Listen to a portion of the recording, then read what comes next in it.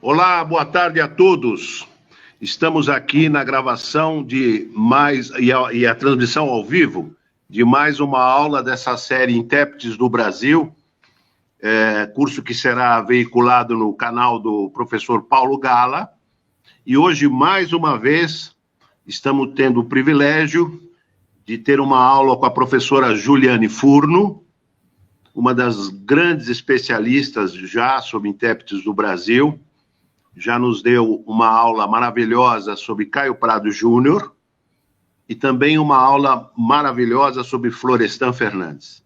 E hoje nós vamos ter uma aula sobre a teoria da dependência, a visão marxista da dependência, e em cima de um dos mais importantes teóricos da dependência na visão marxista, que foi Rui Mauro Marini. Então, com muita honra, com muito prazer, temos aqui a professora Ju Furno. Ju, você com a palavra. Olá, José Márcio, obrigada pela introdução, obrigada a você, ao Paulo Gala também, que infelizmente não pôde estar hoje presente com a gente, mas é também um dos coordenadores desse curso. Obrigada por me convidarem para compartilhar aqui um pouco o que eu tenho estudado e acumulado em torno desses autores. Eu enfim, gosto muito de pensar o Brasil e acho que esses autores ajudam muito, né, no que eu falei também em outras aulas, que é muito essa relação da mediação entre o universal e o particular, né? Então, conseguiram aprender aqui, principalmente no que cabe ao Florestan Fernandes e ao Rui Mauro Marini, aprender essas categorias mais gerais do capitalismo, né, a sua forma de desenvolvimento com as suas leis gerais e tendenciais, ao mesmo tempo que aplicaram de forma criativa, né, a partir de processos e países que são capitalistas, né, que se tornaram capitalistas, mas se tornaram capitalistas no bojo de um processo internacional que já não era lá das experiências de capitalismo originário, senão que dentro de um processo em que o capitalismo já tinha transplantado a sua fase de livre concorrência, já era um capitalismo monopolista, e aqui sob a existência da forma política do imperialismo, que no caso do Rui Mauro Marini vai ter uma determinação fundamental para pensar o que seria o outro lado do imperialismo, que é os países por ele dominado, que são, em geral, caracterizados como países dependentes, embora uma ressalva muito importante seja de que a teoria marxista da dependência não pensa a dependência na sua totalidade, ela mesmo faz questão de ressalvar que está pensando a especificidade de países latino-americanos. Também é importante fazer essa ressalva porque é errôneo tentar explicar, por exemplo, a China e outros países a partir da teoria marxista da dependência, que está olhando um conjunto de formações sociais específicas, né, nesse caso, recortado na América Latina. Mas como a gente sempre começa, né, José Márcio, eu acho que é bom situar alguns aspectos biográficos do autor e, a partir deles, também já ir sugerindo alguns elementos da obra e depois a gente entra em aspectos mais conceituais. Então, acho que um primeiro elemento, né, da vida e obra é que o Rui Mauro Marini, que é esse grande autor da teoria marxista da dependência, né, que a gente está fazendo referência mais específica a ele nasceu em 1932, ele é mineiro, nasceu em Barbacena, depois ele foi estudar no Rio de Janeiro, como aconteceu com grande parte, inclusive, dos teóricos que a gente estudou, né, o caso do Celso Furtado. Ele tentou entrar na faculdade de medicina, olha que curioso, ele não conseguiu, aí continuou trabalhando no Rio, depois entrou na faculdade de Direito da Universidade do Brasil, que hoje é o UFRJ, largou a faculdade de Direito e conseguiu uma bolsa para estudar administração na FGV, quando ele tomou contato com o debate sobre dependência, que é bom lembrar que não é um debate inaugurado pela teoria marxista da dependência, é um debate, inclusive, que existia e perpassou todos esses teóricos em alguma maneira, né? Seja uma dependência mais cultural ou uma dependência no sentido mais econômico, mas esse era o debate do Brasil aqui dos anos 50, muito influenciado pela CEPAL, que recém tinha lançado, né, o seu grande estudo em 49, e ali na FGV ele conhece, toma contato com a nascente fundação ali do ISEB, e em particular com o Guerreiro Ramos, que também é um autor que vocês trabalham aqui no curso. Então vai tomando contato, já um contato crítico, especialmente com a teoria do desenvolvimento da dependência trazida pela CEPAL, mas é quando ele consegue uma bolsa de estudos na França, no final dos anos 50, que ele vai aí tomar contato mais de perto com o marxismo e aí volta como um autor já afiliado nessa tradição política e teórica, né?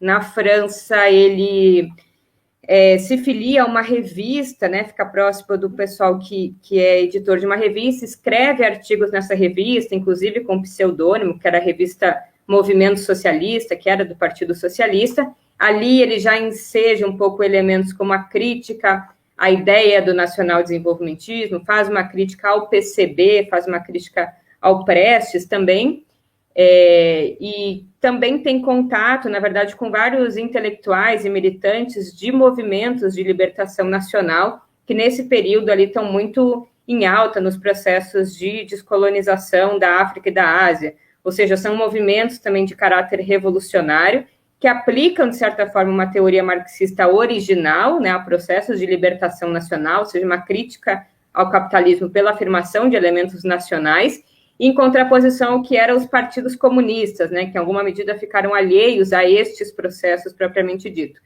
E aí ali ele também conhece um sujeito que vai ser muito importante na vida militante pessoal dele, que é o Eric Sachs, que depois, quando ele volta para o Brasil, a partir do Eric, ele vai se filiar a uma das organizações revolucionárias que existia no Brasil no início dos anos 60, onde ele conhece a Vânia Bambirra e o Teotônio dos Santos. Guardem esses nomes porque eles vão aparecer bastante, vão acompanhar a trajetória do Rui Mauro por vários países e por várias formulações teóricas, e essa organização, que também é uma organização crítica ao legado dos partidos comunistas, é a POLOP, a Organização Revolucionária Marxista Política Operária, se não me engano, esse é o nome da sigla, né? Que também está muito influenciada por outro movimento de caráter de libertação nacional, anti-imperialista, a revelia da doutrina dos partidos comunistas, que foi a Revolução Cubana. Em 62, o Rui Mauro Marini vai para a UNB, né? Em 63, ele vai integrar o corpo docente da UNB, mas com o golpe em 64, ele é um dos primeiros caçados e demitidos na UNB.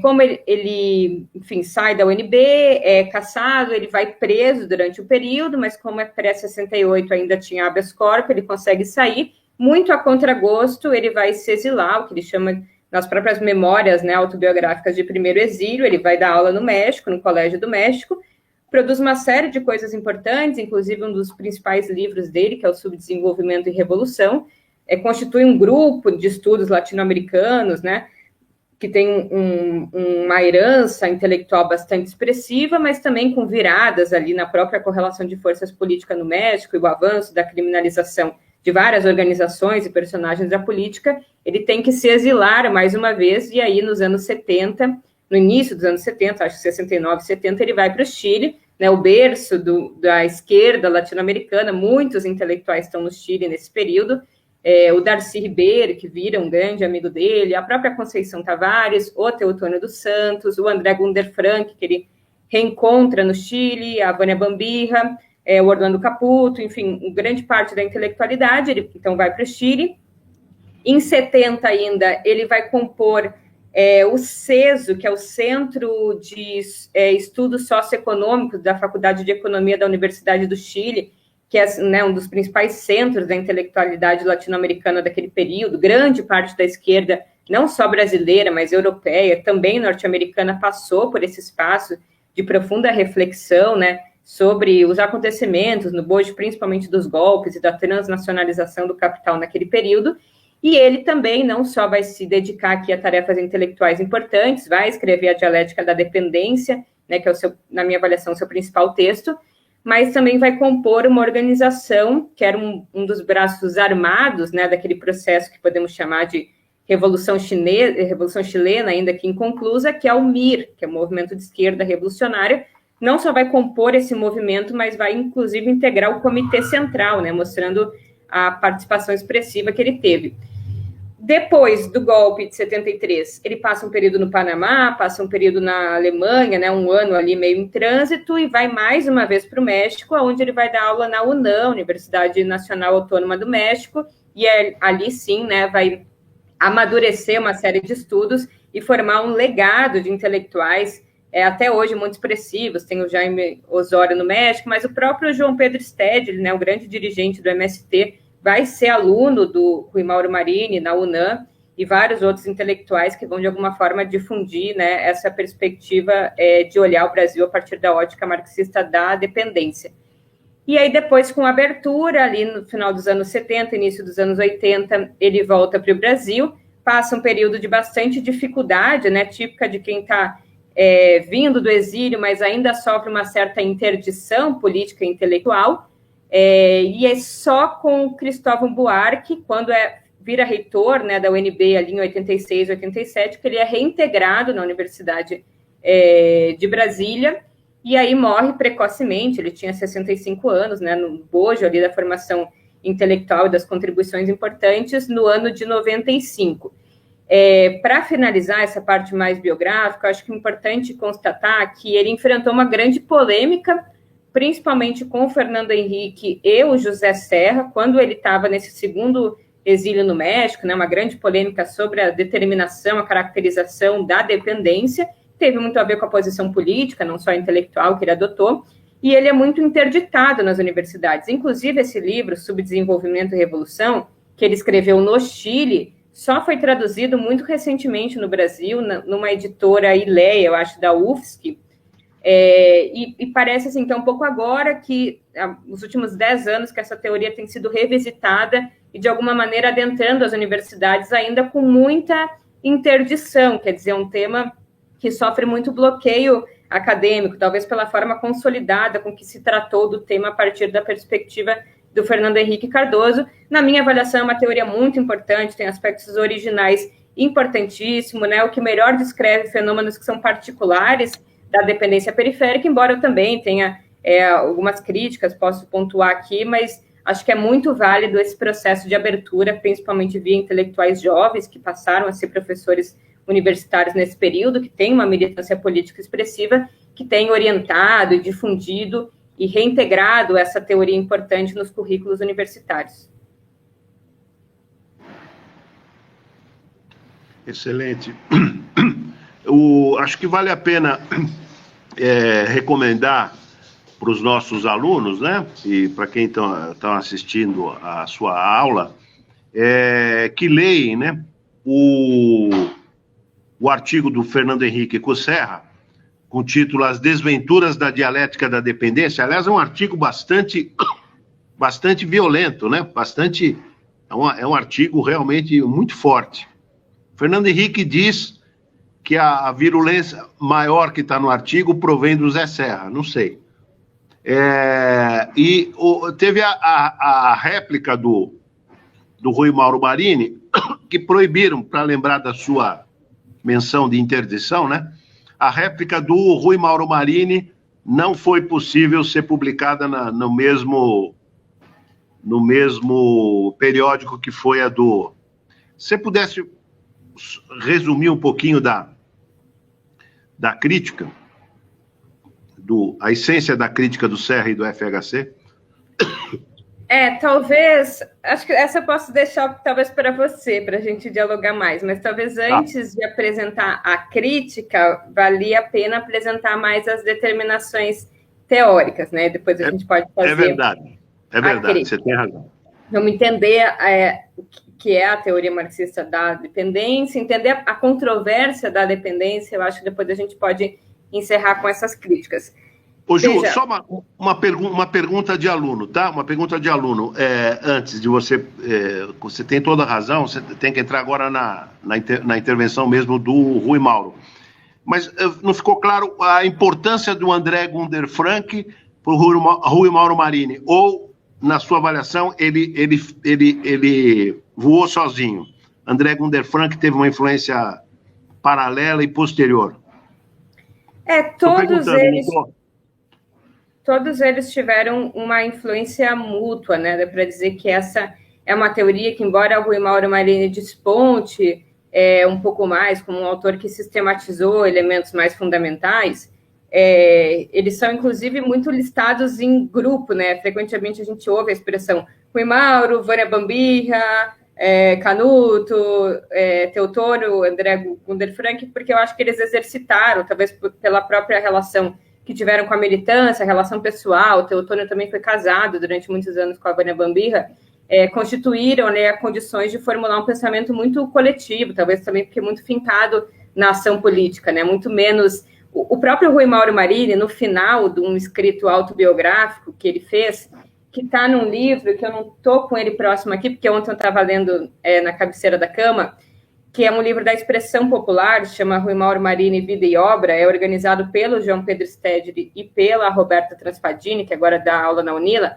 Tem uma parte que é a autobiografia dele, né? E no final, ali, quando está chegando em 85, 86, ele até faz uma crítica às universidades, dizendo que quando ele volta do exílio, ele se surpreende, né, com um pouco da pobreza intelectual das universidades e o sistema de distribuição de bolsas, de financiamento de pesquisa e de ingresso em concursos de universidades públicas que perderam o sentido mais científico, abrangente, totalizador de pensar o Brasil e passaram uma lógica muito corporativista, né, de grupos que se autorreproduzem, que buscam financiamento para reproduzir as suas próprias pesquisas individuais, assim. Talvez essa crítica dê muito conta de porque eles todos são importantes para pensar a teoria marxista da dependência, ainda que com divergências importantes. Eu acho que isso é fundamental, né? Não é que eles tivessem tido muita unidade ideológica e isso tenha selado um compromisso de grupo, mas eu acho que essa dimensão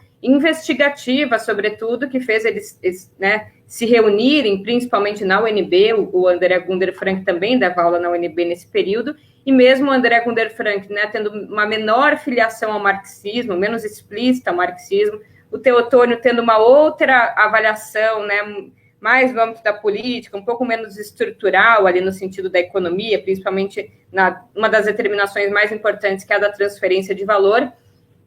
Enfim, pensavam, divergiam, estavam teorizando em níveis, inclusive, distintos de percepção, mas se relacionaram profundamente, né? E o exílio, nesse caso, apesar de ter sido um duro golpe, né, nos intelectuais, um duro golpe ali na UNB e no que eles estavam construindo como locus de pensar o Brasil, foi também muito importante do ponto de vista de oxigenar as ideias, permitir uma liberdade de pensamento. Eles se reencontraram, mas se reencontraram com outros autores, como o próprio Darcy Ribeiro, que foi muito próximo do Rui Mauro Marini, que naquele período, né, teorizava em outra chave de análise. Eu acho que tudo isso permitiu que o Rui Mauro e a teoria marxista da dependência fosse, né, seja o que aceitando ou fagocitando uma série de contribuições importantes, ainda que não no campo propriamente marxista, ou no campo propriamente daquela leitura sobre dependência. Então, acho que essa tua ressalva é importante, né? O Gunder Frank e muitos outros tiveram importância fundamental, assim, uma teoria que se constrói em bases bastante coletivas, tanto é que a gente normalmente cita vários autores ao mesmo tempo, né? É difícil consolidar quem é o autor referência. Aqui a gente escolheu um pouco arbitrariamente, mas daria para fazer essa mesma aula escolhendo aspectos biográficos de qualquer um dos outros 4 ou dos outros 5. Mas quase que a gente podia dizer, talvez eu vou cometer uma injustiça, não sei, mas a importância teórica até porque ele aprofundava mais em economia, não sei, eu queria te ouvir, como especialista que você é do Rui Mauro Marini. A impressão que eu tenho é que o Rui Mauro Marini era mais abrangente, ia mais fundo do que o próprio Teotônio dos Santos. Queria te ouvir a respeito disso. Não, acho que não, mais fundo não. Eu acho que o Rui Mauro é quem opera na chave mais da economia, o que particularmente me interessa mais, e no rigor formal e analítico no marxismo, especialmente no livro 3 do Capital, quando da inserção do mercado mundial e das trocas internacionais de valor, que também é um tema que me interessa, e da outra faceta do imperialismo, que é a constituição de nações que são formalmente livres e economicamente dependentes. Então, eu acho que ele é mais rigoroso, teoricamente, no marxismo e no tema propriamente econômico de caracterizar a dependência. talvez rigoroso até demais, a ponto de, eventualmente, eu mesmo tecer críticas ao que eu acho que é um excesso de economicismo, aí, principalmente numa categoria de análise, que é o subimperialismo. Mas, no geral, ele, sem dúvida, é o autor que mais me agrada, mas, repito, acho que é uma teoria que se propôs a pensar a dependência em vários elementos, e o Teotônio coube uma análise mais política desse processo, né? Tá bom. Mas aí você ia tecer considerações sobre o Rui Mauro para poder a gente analisar melhor a crítica, se é procedente ou improcedente, do Serra e do FHC, né? Bom, vamos lá. Sim, muito resumidamente. Eu acho que é também importante resgatar coisas que o Rui Mauro não disse muito, mas que eu acho que teriam sido importantes de ser ditas, que em que pese a crítica, por exemplo, à constituição teórica da CEPAL, da Comissão Econômica para a América Latina e o Caribe, a teoria marxista da dependência é, de alguma maneira, herdeira dessa formulação.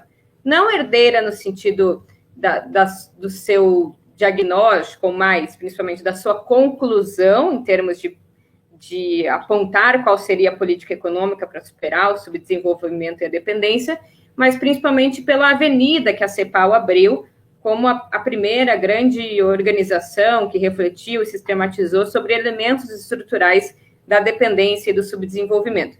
Então, a ideia de que o subdesenvolvimento não era uma etapa, a ideia de que os preços das matérias-primas e dos produtos manufaturados não tendiam a um equilíbrio no mercado internacional, né? Então, a teoria das vantagens comparativas, na verdade, que sugeriria que os países se especializassem naquilo que eles seriam mais vantagens comparativas, poderiam dirimir o seu atraso, a sua dificuldade de importar mercadorias, porque o preço de exportação desses produtos constituiria condições de que, arrecadando divisas, essas divisas poderiam importar aqueles produtos. Então, os países da periferia, ao se concentrarem na venda de produtos primários, poderiam acessar toda a modernidade da produção industrial capitalista, sem aquele esforço pregresso de acumulação de capital para inverter na industrialização. Esses pontos já estavam, acho, devidamente apontados pela CEPAL. Então, essa crítica à concepção liberal do desenvolvimento, né, e a ideia de que grande parte da deterioração, né, dos termos de troca se dava pela elasticidade de renda, né, ou seja, os países que se especializam em produtos primários, quando aumentam o nível de renda, tende a vazar ainda mais renda para o exterior, a título de importação, e não ficar no mercado interno, né, não diversificar o mercado interno. Enfim, acho que vários elementos a CEPAL traz. Eles são herdeiros também do próprio Lenin, da caracterização do imperialismo, ou seja, sugerindo que vão fazer uma análise da outra face do imperialismo, que são os países subordinados pelo aquele processo que teve lugar no mesmo período em que o Brasil e países latino-americanos estavam se tornando capitalistas. É bem o período em que vai emergir o imperialismo como fenômeno global a partir da grande crise do final do século XIX, a monopolização e centralização de capital e a formação, né, e consolidação dos grandes estados nacionais rivalizando nesse mercado mundial nascente. E também herdeiros do Marx, especialmente, como eu falei, do livro 3, que embora alguns marxistas, inclusive hoje mesmo estava conversando com um amigo, a própria Rosa Luxemburgo, que é uma grande marxista, na minha avaliação, pecou um pouco ao sugerir que o Marx teria deixado de olhar o mercado mundial e a sua avaliação só seria viável para pensar uma nação isolada, né? E desde o Manifesto do Partido Comunista tem elementos ali como o fenômeno das desigualdades e dos países mais desenvolvidos utilizando artilharia de preços baixos para submeter os países menos desenvolvidos, o próprio fenômeno que o Marx e o Engels já apontam da exportação de capital, no exemplo que eles dão da exportação das estradas de ferro, né, não só como exportação de mercadorias, mas já o elemento da exportação de capital, e principalmente essa ideia de que sob o capitalismo não existe fronteiras, né, o capitalismo é um sistema que tende a se generalizar, tende a extrapolar suas próprias fronteiras e a se tornar um sistema hegemônico global, e nesse sistema o trabalho mais produtivo tende a se apropriar de uma parcela maior do valor. O que no livro 3 acontece? Muito resumidamente, talvez algumas pessoas não peguem muito a referência, mas não tem problema. O Marx vai dizer que existem formas distintas de transferência de valor. Existem formas distintas, então, que o valor se transfere entre capitais de um mesmo setor e entre capitais de ramos ou de setores distintos. No intersetor tem muito a ver com a composição da mais-valia, e entre os setores distintos tem muito a ver com a existência da livre mobilidade de entrada e saída de capital. Então, entre setores distintos, um produz lápis, outro produz água, existe uma tendência a se formar uma taxa média de lucro. Porque se for muito lucrativo produzir lápis, e já que existe livre mobilidade de capital, quem produz água vai deixar de produzir água e vai vir produzir lápis. Mas se todo mundo vier produzir lápis, o preço do lápis vai cair. E aí vai ser mais rentável vir produzir água, porque ninguém está produzindo. Então, existe uma tendência à equalização de uma taxa média de lucro no mercado mundial. Frente à existência de uma taxa média, capitais com menor composição orgânica do capital, ou seja, aqueles capitais que são mais intensivos em trabalho e menos intensivos em máquina, tendem a vender as suas mercadorias, aqui levando em consideração a lei do valor, mas levando em consideração a ideia de que, na concorrência internacional, os valores se tornam preços de produção. Eu caí, será? Não. Eu estou te ouvindo. Então, quando se transforma em preço de produção, como eu falei, o capital que tem menos composição orgânica, que é menos produtivo, que é menos mecanizado, ele vai vender a sua mercadoria por um preço de produção abaixo do valor. Portanto, ele vai transferir mais valor para o capital mais produtivo. Então, pela equalização da taxa média de capital, os capitais mais produtivos se apropriam de um mais valor além do que ele próprio produziu na sua firma individual. Fecha parênteses. Talvez alguns não tenham entendido, mas tudo bem. É com base nessa percepção que o Rui Mauro Marini vai olhar para os países dependentes. Ele vai dizer o quê? Em primeiro lugar, a dependência é um fenômeno que acarreta, sociedades, nações, que são formalmente livres, ou seja, não estamos falando aqui de um sistema colonial, são formalmente livres, mas são economicamente submetidas. Quer dizer que as decisões dessa economia dependente, elas são, de alguma forma, reflexas às decisões do centro. É uma economia que ela não tem capacidade, autonomia e nem condições de determinar o próprio rumo do seu crescimento. Ela depende de decisões que são tomadas lá fora pelo sistema de organização da divisão internacional do trabalho, sobretudo. Essas economias dependentes, elas, que a gente chama de desenvolvidas e subdesenvolvidas, elas não são uma etapa, como se previa, existe o subdesenvolvimento que vai gerar desenvolvimento, mas elas são uma unidade dialética. E é uma unidade que é antagônica, por um lado, porque desenvolvimento é o contrário de subdesenvolvimento, mas são profundamente combinadas, porque para ter havido desenvolvimento, precisou ter havido a condição de subdesenvolvidos. Ele vai explicar como que a América Latina, inclusive, pré-capitalista, vai contribuir fornecendo produtos primários para a industrialização dos países centrais, fazendo se evoluir, se passar o eixo da acumulação da mais-valia absoluta para a mais-valia relativa. É um debate que está presente na dialética da dependência, que é muito legal. Mas vamos para o finalmente. A característica das economias dependentes são basicamente 3, e elas se sucedem. O que caracteriza uma economia dependente? Em primeiro lugar, transferência de valor. As economias dependentes transferem valor para o centro. Elas produzem mais valor do que elas conseguem absorver internamente. Isso acontece basicamente de 3 formas. Ou a transferência de valor pelo mesmo ramo da produção, levando em consideração a vigência da lei do valor, mas das trocas através dos preços de produção, que é o que está presente no livro 3 do Marx, ele é muito rigoroso nessa apreensão, ou através do que eu falei, capitais com distintos graus de composição orgânica do capital. Então, não importa muito se a periferia se industrializa, e essa é uma grande questão, porque se a gente se industrializa com tecnologia ou com capital de menor composição orgânica. Então, quanto mais a gente se industrializa, mas mais se industrializa com tecnologia obsoleta, por exemplo, mais a gente cai num diferencial de produtividade para baixo, mais transfere valor para o centro. Então, as economias periféricas, o Furtado chamava de transferência de excedente, né? Tem essa transferência via preço, que é diferente, que é a deterioração dos termos de troca. Tem um debate sobre a troca desigual, que é principalmente o quanto de trabalho é incorporado na mercadoria, mas aqui ele está principalmente olhando isso, né? Se vende as mercadorias no mercado internacional por um preço abaixo do valor, pela dinâmica da transformação dos preços de produção. E, em último lugar, pela característica dos monopólios. Então, os monopólios também podem suportar uma baixa momentânea nos seus preços de produção para ganhar mercado internacional. Então, transferência de valor é um. Acontece que quando as burguesias nacionais, as classes dominantes nacionais, operam, coordenam estruturas produtivas que transferem valor ao centro, né, que são vendidas por um preço menor que o seu valor, essas burguesias, então, sofrem uma queda na sua taxa de lucro. Elas são burguesias que perdem na concorrência com burguesias dos países centrais. Acontece que as nossas burguesias não querem perder lucro. E aí o jeito que elas têm de correr atrás do prejuízo não é inovando, né, em capacidade técnica, em aumentar a produtividade para ser mais competitiva a nível global, mas é subexplorando a força de trabalho.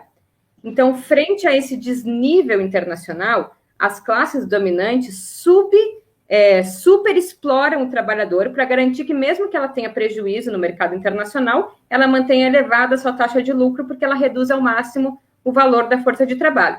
Aí alguém poderia dizer, mas não é assim no capitalismo todo? Qual é a particularidade dos países dependentes? A particularidade é que aqui o trabalho não é só explorado, ou seja, não é que você trabalha mais horas do que efetivamente você recebe de salário, e essas horas a mais se transformam em mais-valia, que parte vai ser lucro do patrão.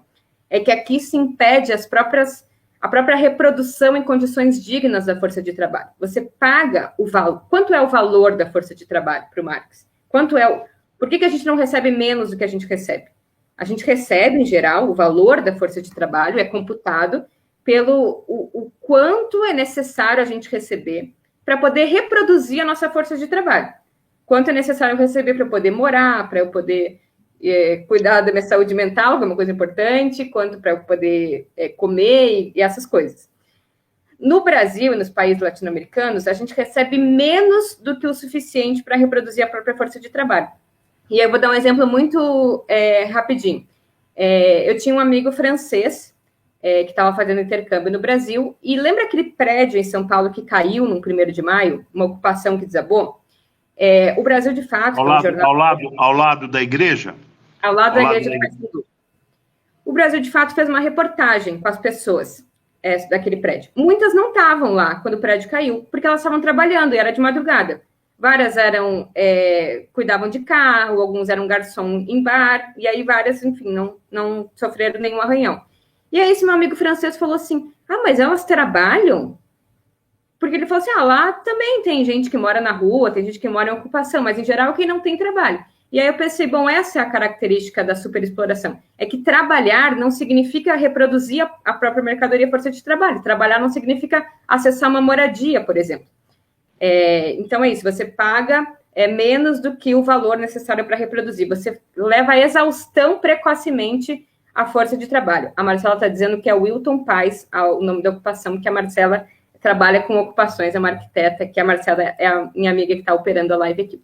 Mas aí, por fim, depois da superexploração, tem um terceiro e último elemento, que é a cisão do ciclo do capital, em função desses dois primeiros elementos, que é, se você transfere valor, então você compensa superexplorando a força de trabalho, e se a força de trabalho é superexplorada, você dirime ou você interdita, na verdade, o mercado interno. Porque se as pessoas recebem pouco, elas não têm dinheiro para comprar. E se elas não têm dinheiro para comprar e para consumir, também não há incentivo para que, por exemplo, setores empresariais modernizem também o seu próprio padrão produtivo. E aí ele vai dizer que, então, tem uma cisão no ciclo do capital. A gente não consome o que produz e não produz o que consome. Então, parte da economia, a esfera alta de consumo é atendida por importações, e a esfera baixa de consumo dos trabalhadores é atendida por coisas do mercado interno, que, em geral, não existem incentivos para aumentar a produção, nem para baratear o seu preço, porque os trabalhadores ganham salários muito baixos, em geral, demandam muito pouco aquelas mercadorias. Ele vai dizer que, inclusive, isso tem relação, porque o trabalhador, e aqui ele está olhando no pós-guerra, né, da industrialização pesada ali do pós-guerra. O trabalhador trabalha na indústria, mas ele não consome aqueles produtos. Então, ele trabalha na indústria automobilística, mas ele não consome o carro. Então, o preço da força de trabalho vai impactar de alguma forma na mais-valia, mas não no valor final, porque não é ele que consome. Então, o salário dele não precisa incorporar o suficiente para ele realizar aquela mercadoria, porque para outro estilo de consumo. Então, dá para dizer que essas são as 3 elementos centrais. E, para finalizar, em função do mercado de consumo interno ficar atrofiado, porque não existe demanda sustentada no mercado interno, porque existe superexploração e baixa renda, parte do que é produzido aqui internamente, que não encontra compradores, vai ser exportado para fora, conformando o que é o subimperialismo, que é o Brasil, na medida em que é impossível vender suas mercadorias aqui dentro, vai exportar essas mercadorias em alguns capitais, como ele dá o exemplo da Petrobras, para outros países para poder realizar o valor dessas mercadorias em outros lugares, conformando uma situação de um país que é dependente do imperialismo, é uma correia de transmissão do imperialismo, mas que exerce uma das facetas do imperialismo, que seria a exportação de capitais e a exportação de mercadorias. É isso, grosso modo. Bom, agora você vai tecer considerações sobre a crítica do CER e do FHC, né? Mas antes eu queria só registrar uma coisinha rápida. Interessante como, vamos dizer, a sorte, né? Aspas, do Rui Mauro. Você lembrou bem que ele, no começo, medicina, depois direito, né? E ele teve a sorte, ele fez EBAP, né? Escola Brasileira de Administração Pública da Fundação Getúlio Vargas. E lá, ele trava contato, como você já registrou, ele sofre influência do Guerreiro Ramos, né? Então, eu estou lembrando aqui do artigo do Brescia Pereira, do ISEB e da CEPAL, a teoria da dependência. O Rui Mauro é um sortudo, ele pega do ISEB, basicamente Guerreiro Ramos, né? Via EBAP, via FGV, mas ele bebe ali do ISEB. Depois ele vai travar contato com a CEPAL, lá no Chile, depois, não é? E travar contato também, aí num embate, com a própria USP via FHC, não é? Interessante isso. Ele se valeu, além de toda a sua inteligência, né, e perspicácia, ele sofreu influências importantes, e o próprio André Gunder Frank, como você destacou. Mas eu queria que você apresentasse, se você soubesse, porque eu não sei muito sobre eu não peguei muito esse debate, assim, sei mais as respostas do Rui Mauro. Então, se você... Fala você, então, duas respostas do Rui Mauro para esse... Você falou tão bem lá naquele debate, adorei. Aliás, foi o dia que eu te conheci, fiquei teu fã desde aquele dia. Você no canal do André Roncaglia, você com o Jones Manuel, aí você deu um show, você com o Jones, mas você deu um show de teoria marxista da dependência, e ali você falou sobre dois, três questionamentos, ou resposta da réplica do Rui Mauro. Já seria bárbaro. Eu acho que um dos elementos que está na réplica e está também na crítica à CEPAL é essa ideia de que o subdesenvolvimento seria uma falta de capitalismo. Então, veja, o que está também, né, no bojo ali da teoria, está presente no Faleto e no Fernando Henrique, é essa ideia de que você aprofundaria no curto prazo a dependência, a internacionalização da economia, né, e em alguma medida, não estava explícito no texto, mas depois no governo do Fernando Henrique pode-se entender que a abertura comercial e financeira também, né, e a recepção do investimento direto estrangeiro, que você aprofunda a dependência no curto prazo, né? Você transfere tecnologia, principalmente por um olhar que também vem um pouco do Florestan Fernandes, que orientou o Fernando Henrique, que é essa ideia de que a burguesia brasileira seria incapaz, pelas suas características históricas, de levar adiante um processo autônomo de modernização.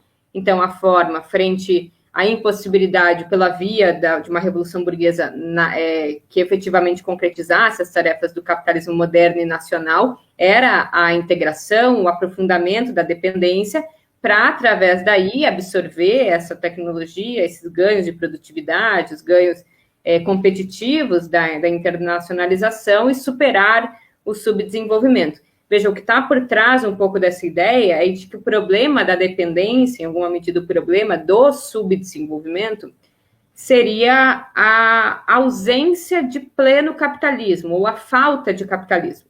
Então, você tem que trazer as grandes empresas, né? Você tem que, em alguma medida, o que estava presente na CEPAL também, né? Modernizar as relações agrícolas, aumentar a produtividade no campo, fornecer, né, produtos agrícolas mais baratos para poder desenvolver a própria força de trabalho, os setores urbanos.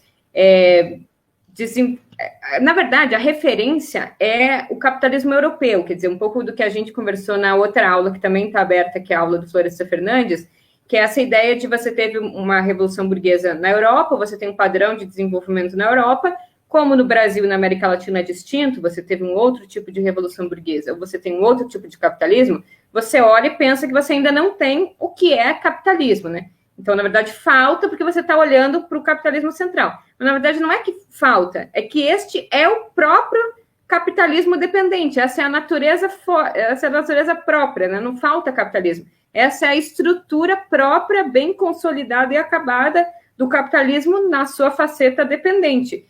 Poderia existir um capitalismo plenamente nacional e aí sim desenvolvido? Provavelmente não, para o Rui Mauro Marini não. Superar o capitalismo dependente aqui implica levar adiante tarefas de caráter socialista, porque não existe como superar o capitalismo dependente nos marcos do capitalismo, né? Não há espaço para nações periféricas fazerem uma legítima revolução nacional e afirmarem um capitalismo autônomo, né, ou autodeterminado, que era um pouco o receituário que a CEPAL propunha com o avanço célere da industrialização e da coordenação do Estado, né, pela própria conformação, né, histórica do nosso modo de produção. Então, é a ideia de que o subdesenvolvimento não é uma etapa, a ideia de que a dependência não é, e que o subdesenvolvimento não são falta de capitalismo. Esse é o capitalismo próprio brasileiro e ele já se consolidou, né? O problema aqui do arcaico e do moderno, né, não é um erro de percurso, é a estrutura própria, essa é a dinâmica da natureza de um capitalismo que, para existir e se reproduzir, precisa lançar mão de um imenso setor, inclusive pré-capitalista, que não está fora do circuito ou em desconexão, mas é funcional, né? Cumpre funções importantes para o padrão de acumulação dessa sociedade. Então, eu acho que esse é um dos elementos importantes. Ô, Ju, o Paulo Gala sempre pede, e nós fazemos sempre isso, para os alunos as dicas de leituras complementares, né? Você já destacou aí a importância desse livro. Você está com ele aí na mão, não, né? Ficou na cabeceira da tua cama, o Vida e Obra. Você falou de... Está aí na tua mão, não? Não, tá, mas o meu amigo aqui vai pegar. Aí para mostrar para os nossos alunos, Eu coloquei em algum lugar, que era o Subdesenvolvimento e Revolução. Que é um livro importantíssimo, né? Do Rui Mauro, né? E esse aqui é o Rui Mauro Marini, Vida e Obra. E a editora... E aí nele tem o Dialética da Dependência aqui dentro. Exatamente. Tem outros escritos políticos sobre democracia e socialismo também. Então, esse é uma referência obrigatória, né, Ju? Para os alunos que queiram se aprofundar em Rui Mauro Marini, esse é de leitura obrigatória. Eu vou dar duas dicas complementares, não diretamente ao Rui Mauro Marini, né? mas que são úteis de alguma maneira. O Gilberto Vasconcelos, você conhece, né? Publicou um livro, André Gunder Frank, O Enguiço das Ciências Sociais. É um livro interessante porque ele vai tratar da trajetória do André Gunder Frank, que é útil, né? Para fazer até o contraponto. E tem uma palestra que o Fernando Henrique deu em Washington. Aliás, por acaso, eu assisti lá ao vivo, estava lá. Em maio de 95, que depois nós, o Bresser e eu, publicamos na Revista de Economia Política, que é só os alunos colocarem no Google, o título é Desenvolvimento, o mais político dos temas econômicos. Fernando Henrique já era um policymaker, já era o presidente em 95, né? E ele está fazendo, vamos dizer, um adornamento da teoria da dependência na vertente dele, não é? E aí ele está destacando, olha, quando nós produzimos, ele, e mesmo a versão marxista, o fenômeno da globalização não estava explicitado, já estava começando, mas não era um fenômeno explicitado e diagnosticado. Então, ali ele faz um diagnóstico, faz um adornamento da vertente dele, né? E se surpreende, né? Mas, olha, nós achávamos que os tardios, né? Era difícil o alcançamento, né? O catching up. E nós estávamos equivocados, porque a Coreia, que em meados da década de 60, pegar em 65, a Coreia era muito menos importante que o Brasil, né? A Coreia, tudo bem, com autoritarismo e com muito investimento em educação, etc. Não obstante o imperialismo, não obstante a dependência, foi capaz, de alguma maneira, fazer o catching up, né? Então, é uma leitura que pode ser interessante para os nossos alunos também, não é? Mas é isso. Mas aí você ia continuar? O Adelmo Laurentino, que está passando ao vivo, né? Ele fez uma pergunta aqui. Vamos lá. Ele diz: alguns ciristas defendem a ideia de desenvolvimentismo como superação para o subdesenvolvimento sem levar em conta os limites da dependência. O desenvolvimentismo é uma barca furada? A pergunta é para você, viu, Ju? Eu acho assim que, veja, agora eu vou fazer um pouco uma crítica, que não ao Rui Mauro Marini, mas o Rui Mauro, ele tem uma escola, né? Tem muita gente que se chama de marinista, inclusive, que, na minha avaliação, às vezes tem uma leitura muito economicista, assim, um pouco dura da teoria, né? Sem muita mediação com a realidade. Veja, apontar os limites do desenvolvimento, de forma alguma, eu acho que deve ser um caminho um pouco para acreditar que qualquer tática política que envolva, né, a bandeira da defesa do desenvolvimento ou da luta pelo desenvolvimento seja só o desenvolvimento do subdesenvolvimento, né?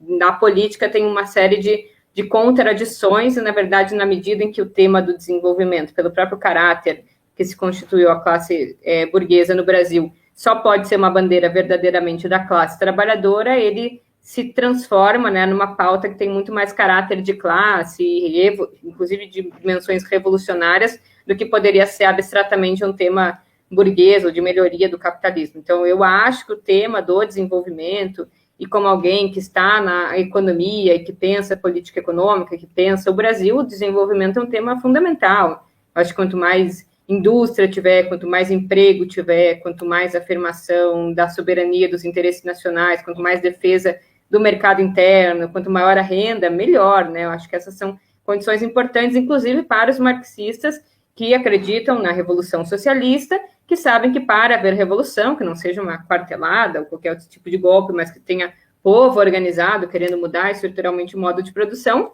precisa de condições fundamentais para isso. Precisa existir uma classe trabalhadora que, em grande medida, depende do emprego, depende de emprego com capacidade, né, não só de ditar a sobrevivência, mas de tempo, né, para oxigenar as ideias, tempo para estudo, para participação em organizações políticas, tempo, né, para reproduzir a própria vida. Precisa estar envolto em pautas que fazem sentido para a população como um todo, né, que em grande medida perpassam o tema do desenvolvimento. Então, não é uma barca furada, né? Embora é importante, né, ter uma leitura estratégica de longo prazo, que ainda que essa seja uma pauta que as organizações políticas, né, principalmente as esquerdas, ou, né, eu individualmente, eu como militante, me filie a essa pauta, seja uma entusiasta do desenvolvimento, sei dos limites do desenvolvimento pleno numa situação internacional que existe imperialismo, né, que existe a nacional, existe luta de classes, que existe um setor que é profundamente vinculado organicamente ao capital internacional. Então, claro, a gente nunca vai alçar uma condição de desenvolvimento, de superação do capitalismo dependente, na minha avaliação, dentro do capitalismo. Essa é uma tarefa de caráter revolucionário, mas não quer dizer que compreender isso teoricamente nos segue sob a importância dessa pauta dentro da pauta da vida política, né, das pautas dos trabalhadores. Então, eu tenho outras questões com o programa do Ciro, que eu acho que está muito mais em não caracterizar, né, isso eu já falei em outro momento aqui, essa burguesia, né, essa ideia de que pode haver um pacto de classe no Brasil, acho, negando essas características mais estruturais burguesa e colocando a pauta do Projeto Nacional de Desenvolvimento como uma pauta que ou é capitaneada, ensejada na classe trabalhadora, né, nesses setores mais organizados, ou ela não tem muita viabilidade histórica.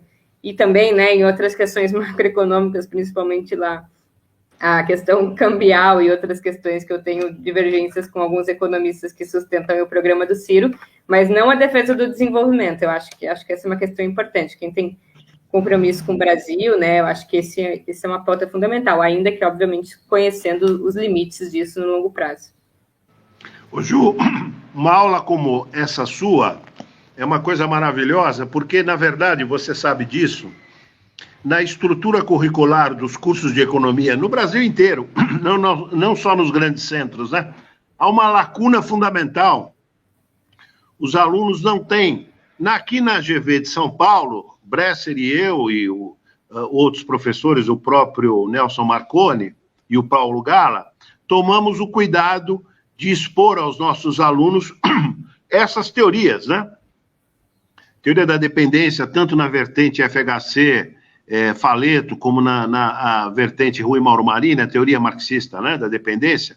Então, nós temos uma preocupação de apresentar a CEPAL de uma forma bastante rigorosa, né?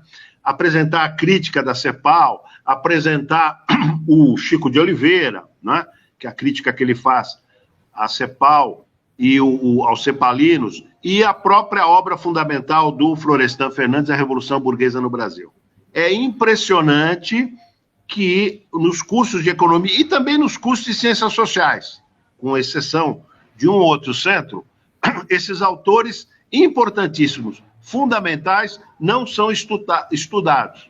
Então, essa tua aula maravilhosa também sobre o Rui Mauro Marini é de uma importância muito grande e, de alguma maneira, cobre essa lacuna, né? Mas eu queria que você, se possível, eu fui muito amigo, nos últimos 10 anos da vida dele, muito amigo do Enzo Faleto, né? Aliás, a única banca de doutorado que ele participou no Brasil, eu tive a honra e o privilégio de ter o Enzo Faleto na minha banca, aqui na Fundação Getúlio Vargas. E o Enzo, eu quero fazer esse registro, o Enzo Conta uma fofoca. Não é fofoca, eu ia só dizer o seguinte, que o Enzo tinha uma grande admiração e um respeito, ao contrário do Serra, né? Uma grande admiração e um respeito pelo Rui Mauro Marini. O Enzo respeitava muito, admirava, né? Porque o Rui Mauro Marini, essa importância toda que você destacou. Bom, você quer uma fofoca, eu vou fazer, vai. Não resisto. Não está nessa entrevista aí, né? Mas o Enzo dizendo, José, a turma diz que o Enzo era um homem bonito, charmoso, né? O Enzo era um homem... A turma diz que eu sou mulherengo. Eu não sou mulherengo. A vida inteira eu tive somente 2 mulheres. O Enzo é o seguinte, na América Latina, principalmente no México, o Chile um pouco, né? Tem a tradição da La Casa Pequena, né? Então ele ficava até às 11h30, meia-noite na filial, mas ele ia dormir na matriz, né? Então a vida inteira ele foi bígamo. Ele falou, então eu tive a vida inteira somente 2 mulheres, José, solamente 2 mulheres. Já o Fernando... Eu não entendi.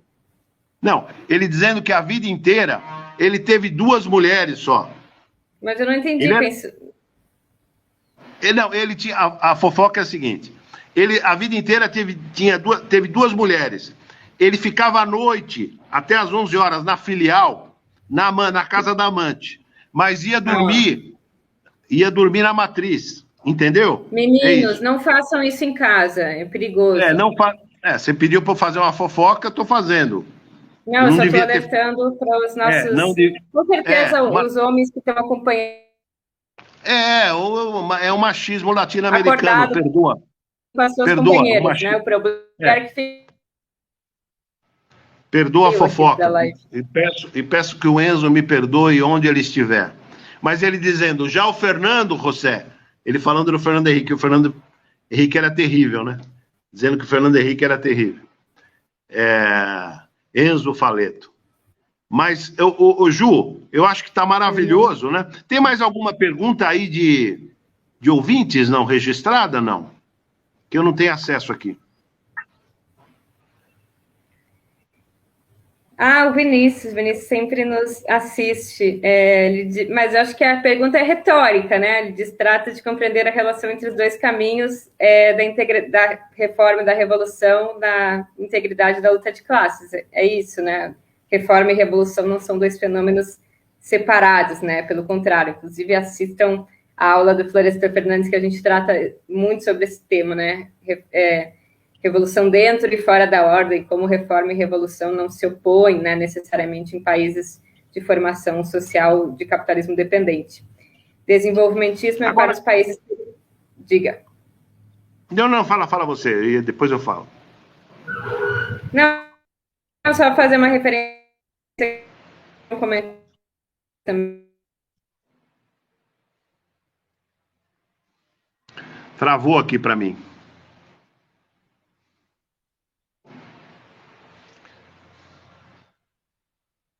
Travou.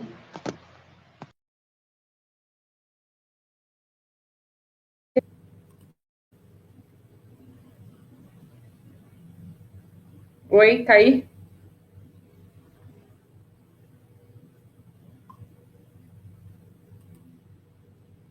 Alguém travou, acho que fui eu que travou. Eu não concordo muito com o Evan, não, mas é isso aí, acho que a gente... Estamos aqui para discordar. O Márcio caiu. E pior que eu nem ouvi a fofoca do Fernando Henrique. Não entendi tudo, viu? Desculpa, Oi, a internet está meio ruim. Não, eu também caí, viu? Vocês estão me ouvindo ou não? Vocês estão me ouvindo? Sim. Tá, eu caí. A tua travou e eu caí. Mas deixa eu só fazer um comentário, já nós estamos indo para o final, né? Sim. Cabe destacar, né, Ju, que as reflexões sobre independência foram as teorizações, as análises, né, que tiveram maior repercussão dentre as produzidas pelos brasileiros nas ciências sociais, na economia, na sociologia, enfim, de maior repercussão no mundo, né? Tanto o FHC quanto Rui Mauro Marini, Teotônio, enfim, a teoria da dependência foi a teoria com maior repercussão no mundo produzida por brasileiros, não é verdade, Ju?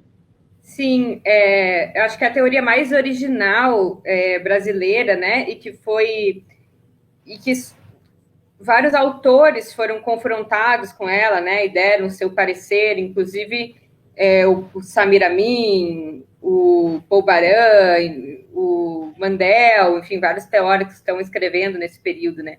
E aí, só para dar um spoiler, eu fui convidada para escrever um livro sobre imperialismo, numa nova coleção, tipo Primeiros Passos, que é de uma editora, a editora Leonardo da Vinci, que tem aquela livraria bonita lá na Cinelândia, e tem um capítulo que é sobre o imperialismo contemporâneo no pós-guerra, e um dos subcapítulos é dedicado à teoria marxista da dependência pela sua contribuição ao lado, né, de...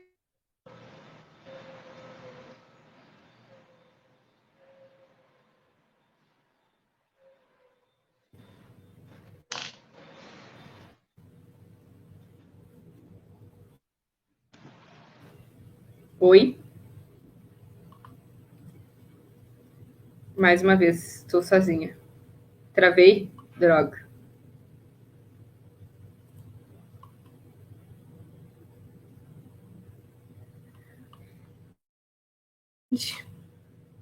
É isso. Não sei se o Zé Márcio vai voltar. Claro, é a natureza da direção revolucionária que se dá ao processo, né? O desenvolvimentismo pode ser conservador ou pode ter uma dimensão revolucionária, não é nada no abstrato em si próprio. Mas é isso, Zé Márcio, eu falei que eu vou lançar esse livro e vai ter um capítulo sobre teoria marxista da dependência, esperem, acho que o ano que vem vai estar pronto. Você acha que o que? Lá para abril, mais ou menos, não? Espero que antes, que eu já entreguei. Que maravilha. Depois você vai voltar aqui para o canal do Paulo Gala e falar sobre esse... Vamos fazer um debate sobre esse livro, tá bom? Eu acho que... você viu que está dando problema aqui de conexão? Eu caí 2 vezes, né? Você não chegou a cair, né? Você não chegou a cair. Não, mas dei uma travada. Acho que já está na hora da gente terminar, é um sinal. Eu acho que está... exatamente. Eu acho que está... Queria te agradecer demais, Ju. Você, de novo, deu mais uma fantástica aula. Você tem essa capacidade, além de você pensar de forma maravilhosa, como muitos teóricos pensam, você pensa muito bem, mas você tem essa capacidade, você verbaliza de uma forma fantástica e você tem uma capacidade pedagógica invejável. Então, as suas aulas ficam maravilhosas porque ela tem conteúdo e tem clareza expositiva. Eu estou lembrando aqui, eu fui aluno do Florestan Fernandes, né? O Florestan tinha esse mesmo conteúdo, esse mesmo preparo, essa mesma profundidade que você tem, mas ele não tinha essa sua capacidade de verbalizar. Não estou falando nem da tua estampa, da tua beleza e da tua presença em cena, não estou falando disso, não. Estou falando da tua capacidade de pensar e verbalizar ao mesmo tempo. Isso é um dom que Deus te deu, né? Então, parabéns, te parabenizo também por isso. Obrigado, Ju, adorei. Obrigado a todos que estão nos assistindo. E avisar que vai estar disponível, né? Fica disponível aí para quem entrou no meio, ou quem entrou no começo, ou que soube só agora, que vai estar aberto, disponível aí no canal da Ju, né? Tá sendo veiculado no teu canal, né, Ju? Isso mesmo. E a outra sobre Florestan está na aula do Paulo Gala. Disponível também. Muito obrigado, um beijão para você, obrigado, Marcela, obrigado, Paulo Gala, que não pôde participar aqui, e até a próxima. Tchau, gente, até a próxima. Tchau, obrigado, Ju.